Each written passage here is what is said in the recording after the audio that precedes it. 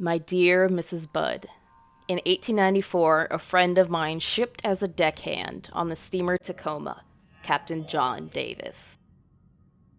They sailed from San Francisco to Hong Kong, China. On arriving there, he and two others went to shore and got drunk. When they returned, the boat was gone. At the time, there was a famine in China. Meat of any kind was from $1 to $3 a pound. So great was the suffering among the very poor that all children under 12 were sold to the butchers to be cut up and sold for food in order to keep others from starving. A boy or girl under 14 was not safe in the street. You could go in any shop and ask for steak. Part of the naked body of a boy or girl would be brought out and just what you wanted cut from it. A boy or girl's behind, which is the sweetest part of the body and sold as veal cutlet, brought the highest price. John stayed there so long he acquired a taste for human flesh. On his return to New York, he stole two boys, one 7, one 11, took them to his home, stripped them naked, tied them in a closet, then burned everything they had on. Several times a day and night, he spanked them, tortured them to make their meat good. First, he killed the 11-year-old boy because he had the fattest ass, of course, the most meat on it. Every part of the body was cooked and eaten except head, bones, and gut. He was roasted in the oven, all of his ass boiled, broiled, fried. The little boy was next, went the same. At that time, I was living at 409 East 100th Street, rear right side. He told me so often how good human flesh was. I made up my mind. On Sunday, June the 3rd, 1828, I called on you at 406 West 15th. Brought you pot cheese, strawberries. We had lunch. Grace sat in my lap and kissed me. I made my mind to eat her. On the pretense of taking her to a party, you said yes, she could go. I took her to an empty house in Westchester I had already picked out. When we got there, I told her to remain outside. She picked wildflowers. I went upstairs and stripped all my clothes off. I knew if I did not, I would get her blood on them. When all was ready, I went to the window and called her. Then I hid in a closet until she was in the room. When she saw me all naked, she began to cry and tried to run downstairs. I grabbed her, and she said she would tell her mama. First, I stripped her naked. How she did kick, bite, and scratch. I choked her to death, then cut her in small pieces so I could take my meat to my rooms, cook, and eat it. How sweet and tender her little ass was, roasted in the oven. It took me 9 days to eat her entire body. I did not fuck her, though. I could have, had I wished. She died a virgin. How could anyone have guessed that an unassuming old man who looked like their grandfather could have written such a thing? It had to be some sort of sick joke, right? For Delia Budd, this sick joke was all too real.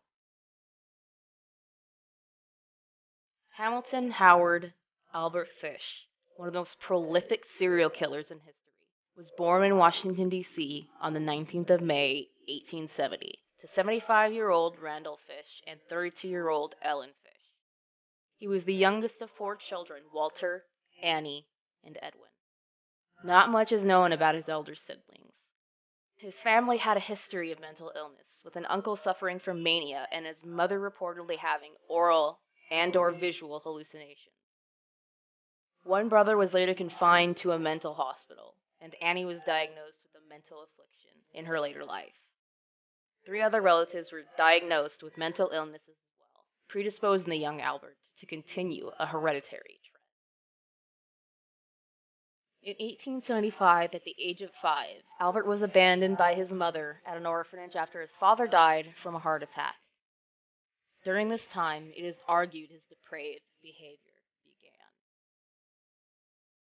He was subjected to many violent whippings and beatings, to which he experienced his first sexual arousal. He would experience this arousal when watching other boys receiving such punishment. Because of his arousal to the physical pain he and the other boys endured, he was teased and given the name Ham and Eggs. He later changed his name to Albert after a long-dead sibling to escape the teasing. Ellen Fish got him out of the orphanage in 1879 when she got a stable government job. I was there till I was nearly 9, and that's where I got started wrong. We were unmercifully whipped. I saw the boys doing many things they should not have done. Albert had very little formal education, but began to learn more laborious skills that would later aid his twisted desires. By the age of 12, he began his first homosexual relationship with a telegraph boy. The boy introduced him to more depraved forms of sexual gratification that included drinking urine and eating feces, a kink he would carry throughout his life. His homosexual tendencies did not stop there. He would frequent public baths just to watch young boys undress. His fixation intensified in 1890 when he moved to New York, where he became a male prostitute to supplement his income.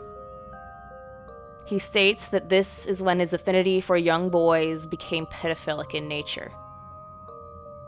As his desires grew stronger, he resorted to increasingly twisted methods of torturing his unfortunate victims. Children would be lured from their homes, taken somewhere secluded, and tortured. Albert has said his favorite means of torture was using a paddle laced with sharp nails. After going into a sort of trance during his violent ministrations, he would rape his victims. He had not yet begun to kill, but the fantasies had. In 1898, Ellen Fish arranged a marriage with Anna Mary Hoffman, a girl 9 years younger than him. The two would go on to have 6 children: Albert, Anna, Gertrude, Eugene, John, and Henry. His family life and marriage did not stop his proclivity for torturing young boys, however. He would find his lovers or victims while taking on a career as a traveling painter, most of which were boys under the age of 6. His fascination with mutilation started after a male lover took him to a waxwork museum that displayed a bisection of a penis, to which Albert was fascinated and fixated on the concept of castration. His molestation of young boys stopped for a time when he was incarcerated for embezzlement in 1903, his intention turning to multiple homosexual relationships at this time. After being released, Albert continued traveling across the country as a painter. In 1910, his dark fantasies became reality. He met 19-year-old Thomas Keaton, a mentally disabled young man in Wilmington, Delaware. The two began a 10-day sadomasochistic relationship, one which it is unclear whether it was consensual. After this time, he took Keaton to what was described as an old farmhouse, where he began to brutally torture the young man for 2 long weeks. The 2 weeks culminated in Fish tying Keaton up and attempting to castrate him, cutting off half of his penis. I shall never forget his scream, or the look he gave me. He initially planned to kill Keaton, cut up the body, and take it back to where he was staying, but got cold feet due to the hot weather possibly drawing too much attention to him. He poured peroxide on the wound, wrapped it in a handkerchief covered in Vaseline, and left with a kiss goodbye and a $10 bill. It is unknown what became of Keaton afterwards. In 1917, Fish's life turned another sharp corner. After a day out at the movies with his children, he returned home to find Anna had run off with another man and taken everything the family owned with her. He began to hallucinate, once claiming he had wrapped himself in a carpet because he was following the instructions of John the Apostle. He also began extreme forms of self-harm, consisting of sticking needles into his groin and abdomen, inserting wool drenched with lighter fluid in his anus before setting it on fire, and flogging. He had never physically abused his children, but it was reported that he fed them raw meat and encouraged them and their friends to spank him with a nail-studded wooden paddle. His antics escalated, and he began frequenting states that were populated by mostly African Americans, stating that young children from these communities wouldn't garner the attention of authorities and wouldn't be missed. He also paid other boys to fetch him children in order to further hide his crimes, and would carry around what he called his implements of hell, consisting of a meat cleaver, butcher knife, and small handsaw. His first victim was an intellectually disabled boy in Georgetown, Washington, D.C., stabbing the boy to death after leading him away from his parents. In 1924, he attempted to coax 8-year-old Patrice Keel from her parents' farm in Staten Island with the offer to pay her for helping him look for rhubarb, but was caught and chased away by her parents. He attempted to test his implements of hell on Cyril Quinn, a child he had been molesting, and a friend he was playing box ball with on the sidewalk. He asked the boys if they had eaten lunch and lured them to his apartment with the promise of sandwiches. These boys were also spared when they dislodged his mattress to reveal the dangerous tools while wrestling, running out of the apartment in fright. Other young children weren't so lucky. 8-year-old Francis McDonald was reported missing by his parents on July 14, 1924, and was reportedly last seen playing catch with his friends near Staten Island. The other boys told police he had walked off with a man that had a gray mustache, but McDonald's mother had a more detailed description. He came shuffling down the street, mumbling to himself and making queer motions with his hands. I saw his thick gray hair and his drooping gray mustache. Everything about him seemed faded and gray. Francis's body was found hanging from a tree after being assaulted and strangled by his suspenders, with the flesh stripped from his left leg. Flish later admitted he had planned on castrating the boy, but fled when someone appeared. 4-year-old Billy Gaffney went missing February 11th, 1927, while playing with 2 friends in the hallway outside his Brooklyn apartment. A friend described what happened as the boogeyman took him. It was initially believed that another serial killer, Peter Gudzanowski, was to blame for Gaffney's disappearance until a witness identified him, stating he saw an elderly man trying to pacify him while the boy was crying for his mother. I brought him to Richter Avenue dumps. There is a house that stands alone, not far from where I took him. I took the boy there, stripped him naked and tied his hands and feet, and gagged him with a piece of dirty rag I picked out of the dump. Then I burned his clothes, threw his shoes in the dump, then I walked back and took the trolley to 59th Street at 2 a.m. and walked from there home. The next day about 2 p.m. I took tools, a good heavy cat of 9 tails, homemade, short handle, cut one of my belts in half, slit these halves in 6 strips about 8 inches long. I whipped his bare behind till the blood ran from his legs. I cut off his ears, nose, slit his mouth from ear to ear, gouged out his eyes. He was dead then. I stuck the knife in his belly and held my mouth to his body as I drank his blood. I picked up 4 pulled potato sacks and gathered a pile of stones. Then I cut him up. I had a grip with me. I put his nose, ears, and a few slices of his belly in the grip.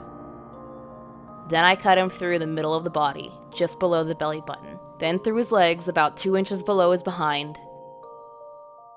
I put this in my grip with a lot of paper. I cut off the head, feet, arms, hands, and the legs below the knee.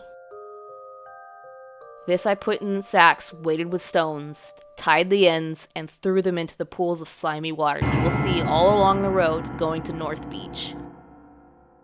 I came home with my meat. I had the front of his body I liked best, his monkey and peewees, and a nice little fat behind to roast in the oven and eat.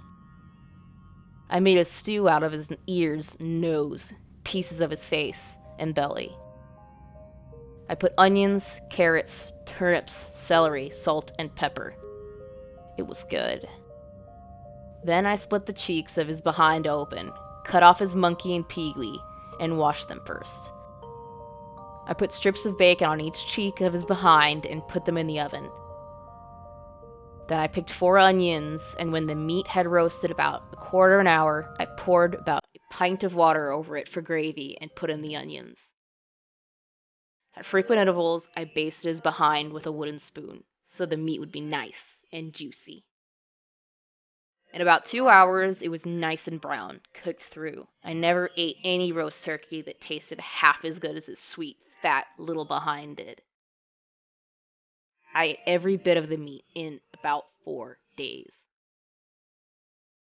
His little monkey was as sweet as a nut, but his peewee I could not chew. Threw him in the toilet. The body was never found.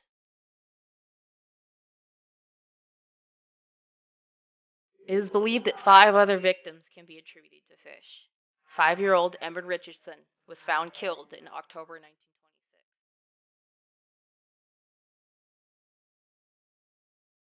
12-year-old Yetta Bramowitz was found beaten and strangled in the Bronx by whom was described as a tall young man in 1928. 6-year-old Robin Jane Liu was found dead May 1931. In February 1932, the mutilated body of 16-year-old Mary Ellen O'Connor was found in a wooded area of Queens, reportedly lured away by a man of the same description. The final suspected victim is 17-year-old Benjamin Collings, suspected to be murdered in December 1932.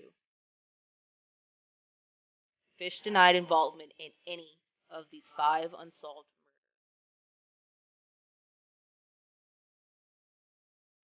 During his murderous escapades, Fish was known to have sent extremely obscene letters to women he found in the paper. He was arrested in May 1930 for one such letter to a woman who answered an advertisement for a maid. He was arrested a second time in 1931 and was sent to Bellevue Psychiatric Hospital for observation. One such letter was sent to a woman named Grace, whom shared the first name and was most